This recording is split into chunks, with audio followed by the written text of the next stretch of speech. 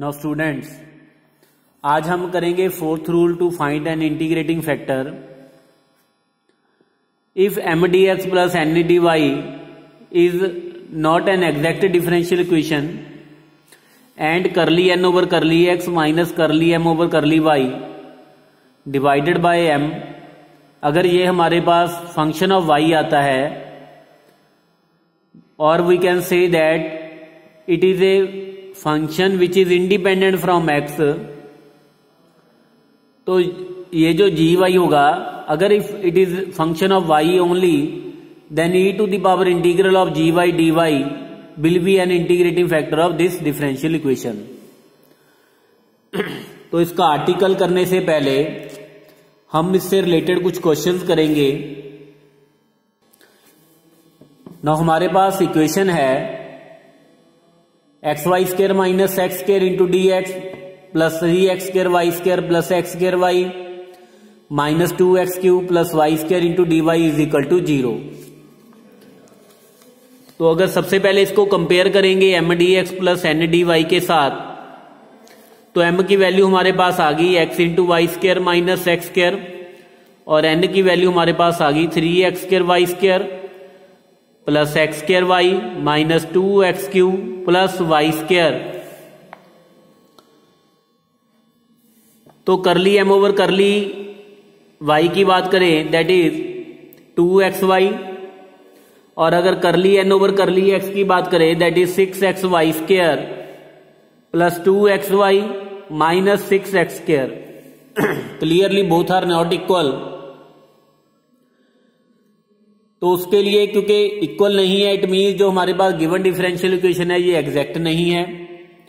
तो अगर first rule apply करोगे या सेकंड करोगे या थर्ड करोगे या फोर्थ करोगे, तो क्लियरली यहां पे फर्स्ट भी नहीं लगेगी क्योंकि एम और एन हमारे पास होमोजीनियस नहीं है।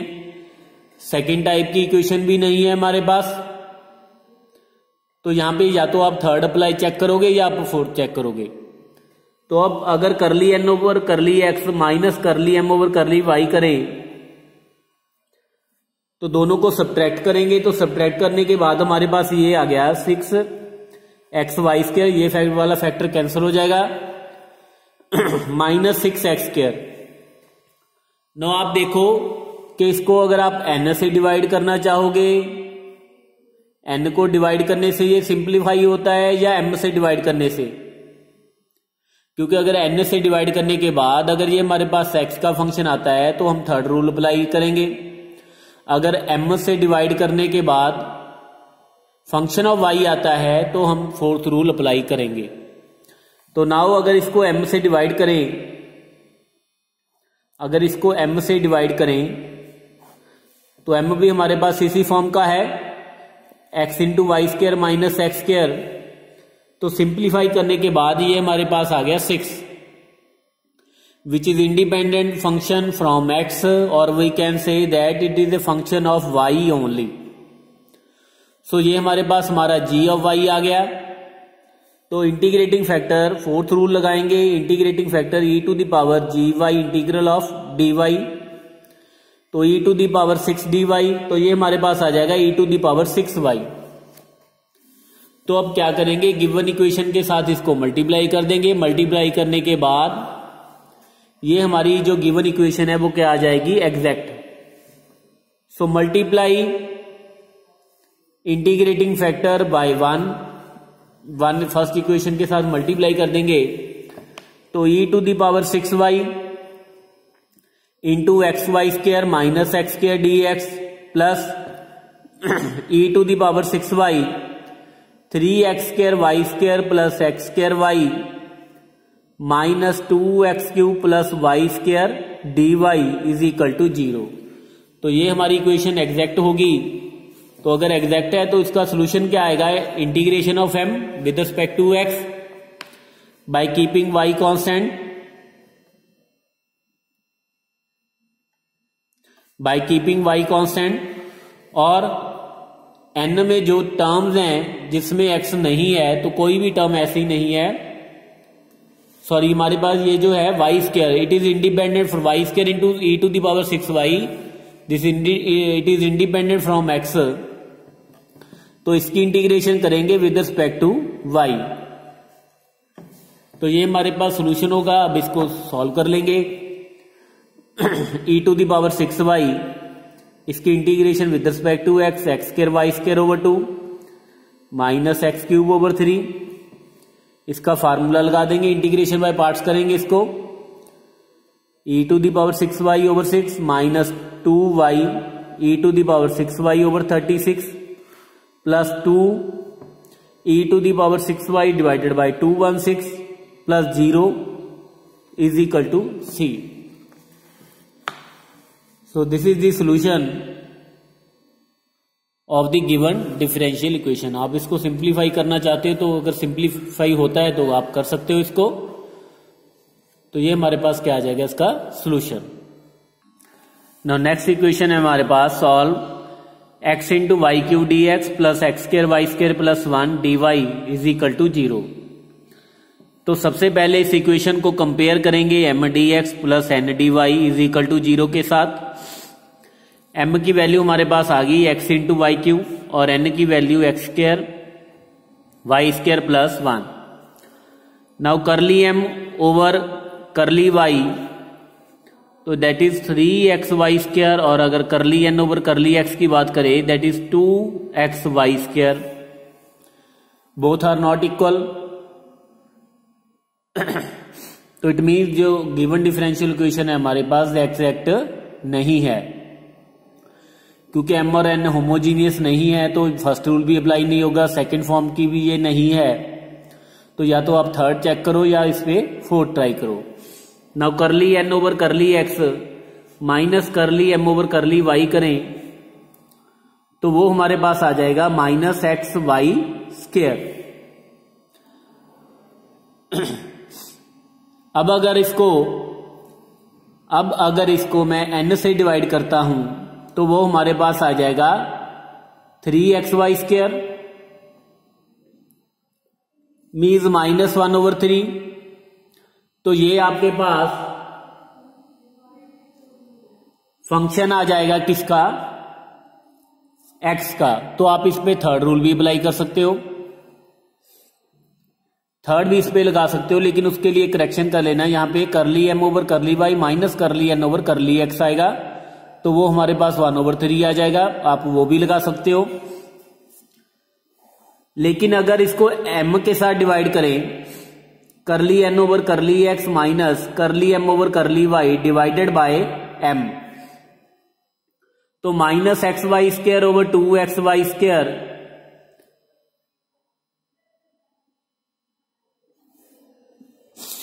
सॉरी स्टूडेंट, ये एक यहां पे मिस्टेक होगी मुझसे, n से डिवाइड करना था, मैं यहां पे इसकी वैल्यू ये वाली सब्स्टिट्यूट कर गया, जबकि हमारे पास n की वैल्यू क्या है x² इंटू y² प्लस 1।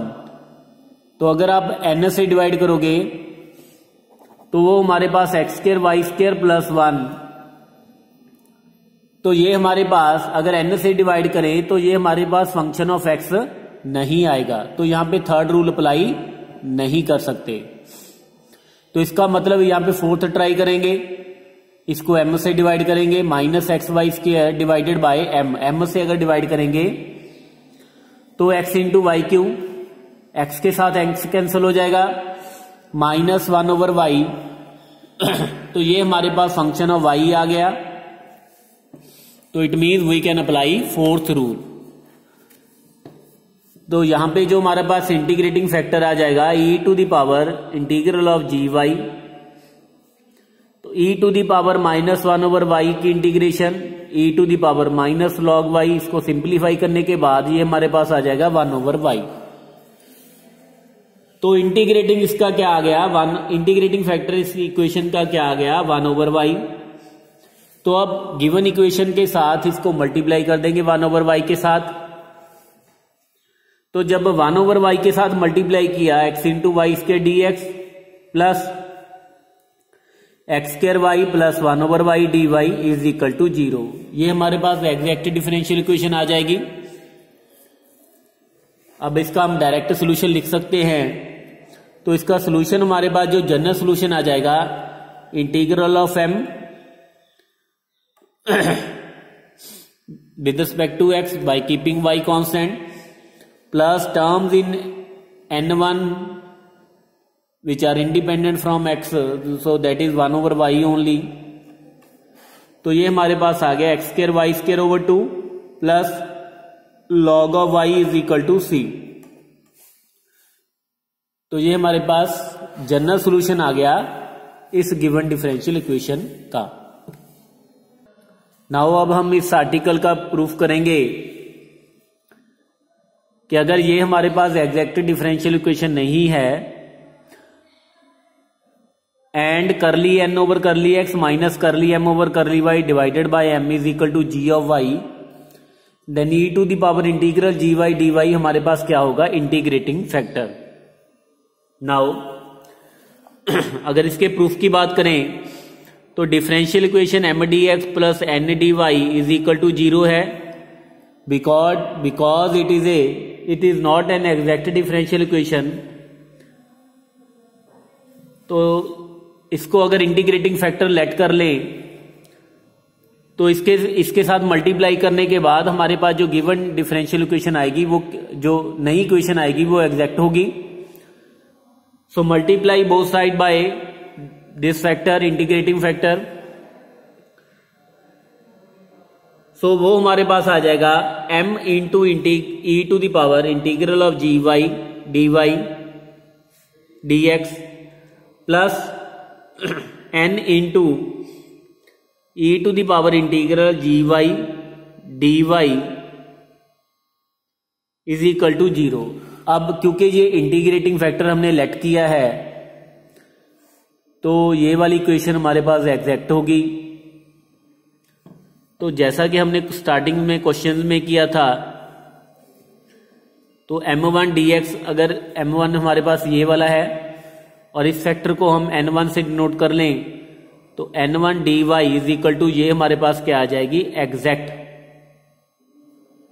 तो अगर ये एग्जैक्ट है तो करली m1 over curly y is equal to करली n1 ओवर करली x होगा. मीन्स करली over curly y of m into e to the power integral g y d y is equal to curly over curly x n into integral e to the power integral g y d y. दोनों equal आएंगे.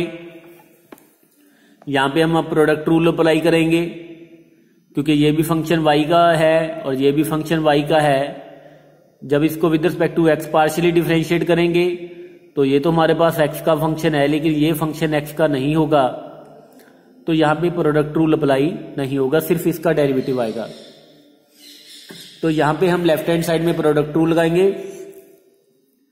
तो first function का derivative, second as it is, plus first as it is second का derivative. जब second का derivative करेंगे e to the power integral g y into derivative of this one, तो इसका derivative with respect to y करेंगे partially. यहां पे integration भी विद रिस्पेक्ट टू वाई है, डेरिवेटिव भी विद रिस्पेक्ट टू वाई, तो ये हमारे पास आ जाएगा जी ऑफ वाई